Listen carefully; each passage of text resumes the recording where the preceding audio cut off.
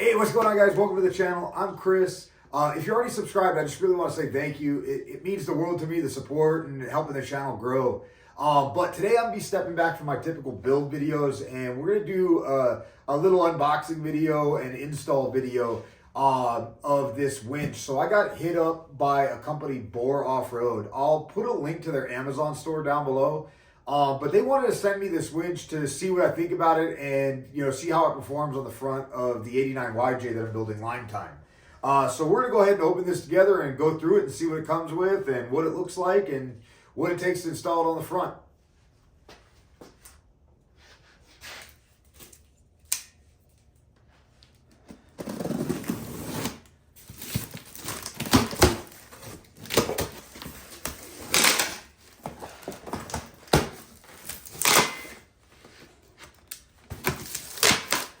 All right, so we got a typical set of instructions.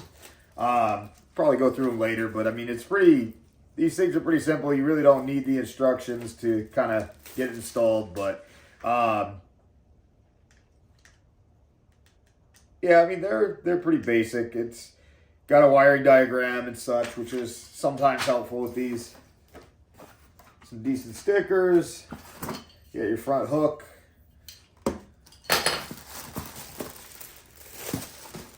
It's got that typical control, nothing fancy. It's pretty lightweight, but these are pretty typical of some of the cheaper Chinese winches and such. Not bad.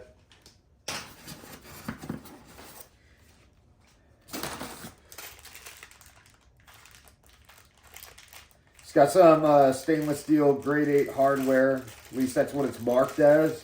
I typically don't use this stuff. I typically go get known good hardware. I just don't always trust some of the, Chinesium, but, they are marked as grade 8, but like I said, I typically like to go get, known good hardware.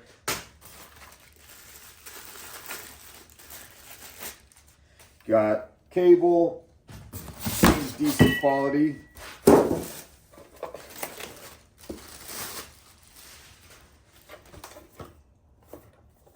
Got your solenoid box. Cables are pretty nice. They're pretty pliable.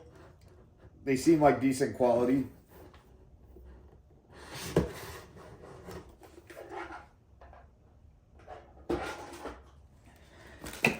You got your fair lead.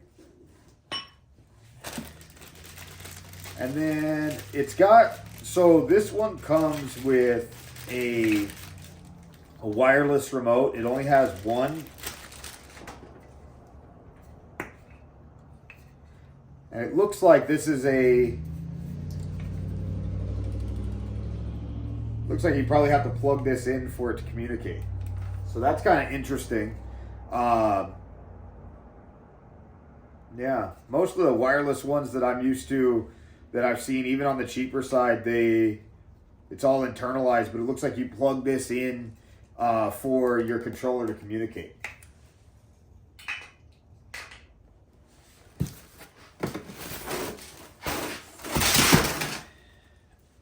And then we have the winch itself. It's a pretty typical design. A lot of these, winches that are sold on Amazon have a very similar design. Handle moves pretty freely. Usually you could get different handles for these. They're pretty readily available. You can replace them pretty simple. It just takes a little Allen screw on the side. There's a couple different designs that I've seen for different ways that they connect. So as long as it's a side set screw, it'll fit. But yeah, it's pretty basic design. Seems pretty nice. So let's go ahead and go through it. We'll put it on the front. All right, so the first thing I'm going to do is I just got to throw the fair lead on. I always like doing that first just because a lot of the time the body of the winch will be in the way. So it's just easier to do it now.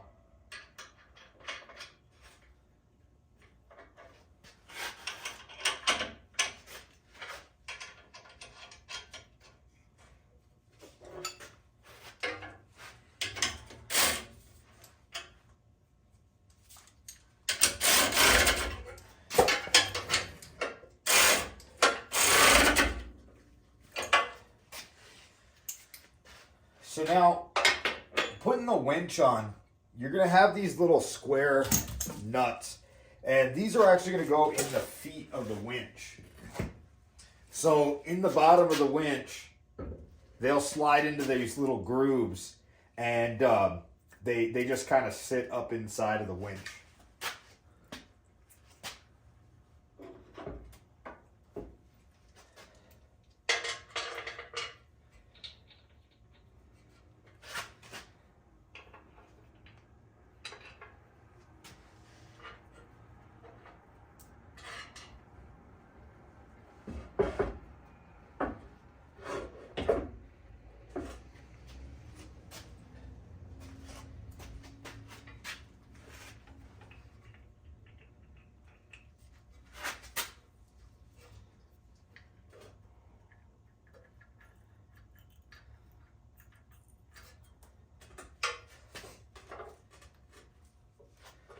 Now from there, we're just going to go put the hardware up from the bottom. All right, so it's all bolted up. There was no issues with fitment or anything. All the bolt holes lined up perfectly, so no problems there. Now we got to get focused on doing the wiring. Now with the wiring on these, it really is pretty simple. So like most winches, the lugs are color-coded, so you got red, yellow, and black. And then what those are for is they're for the leads coming off your solenoid box. You're going to have your black, your yellow, and your red, and they just go to the corresponding lead. Now, there's one little wire. This little ground actually goes to a lug off the bottom of the motor. Now, that also is where you're going to need to mount your main battery ground. Now, this is a little bit different. So most of my winches actually have that lug coming off the back of the motor. So if I had noticed this earlier, I would have put it on before I bolted it down. I just hadn't noticed that. But there's enough room. It's up high enough that I should be able to get it in there pretty easily. So I'll go ahead and get that knocked out last, but I'll get these on there. Now with the solenoid box, this just clips onto the front bar and snaps down across the back, and there's these little set screws that you tighten down. So you can slide it side to side if you want to, but there's only so much that you can slide it because you got to make sure that there's enough of the leads to reach their lugs. So for the most part, it's going to have to be pushed over. You might have just enough to slide it to the center, but it's pretty tight.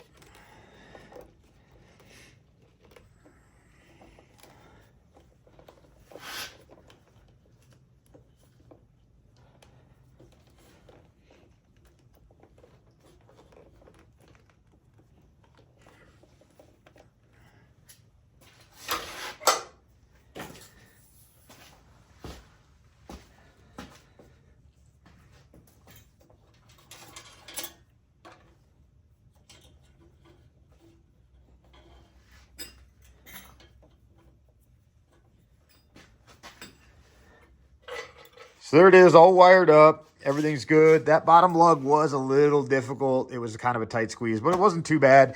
Now, I want to go ahead and test it, make sure everything works. But as you can see, you know, most of the Jeep's torn apart for that 1-ton swap, and I'm building the front suspension.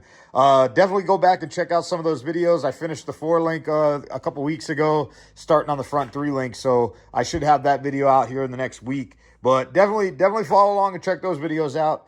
But I got a spare battery, so I'm just going to hook this up to that and make sure that this thing works and everything's good. Let's go ahead and pull a little bit of cable. We'll just make sure that this thing disengages and seems pretty smooth. Yeah, doesn't feel any different than it should. Now, you go ahead and get the controller plugged in.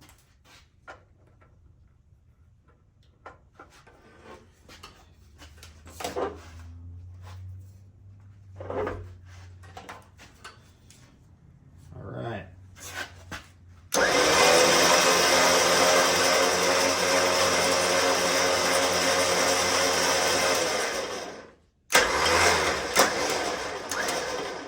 Cool. Works as it should. Now, one thing I do want to check is I'm a little curious about that wireless remote. Because this is a receiver, it looks like. So go ahead and try that.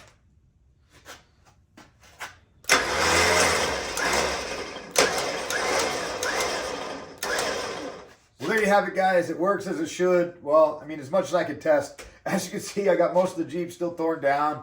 And, you know, there's only so much I can do while it's on blocks. So I'm going to get back to work on the suspension. And my plan is, once it's done, I get this thing out on the trail. I want to do a follow-up video. And I want to run this thing through its paces and put it through some pretty good abuse. And we're going to see how it holds up. And I'm going to do another video showing all that.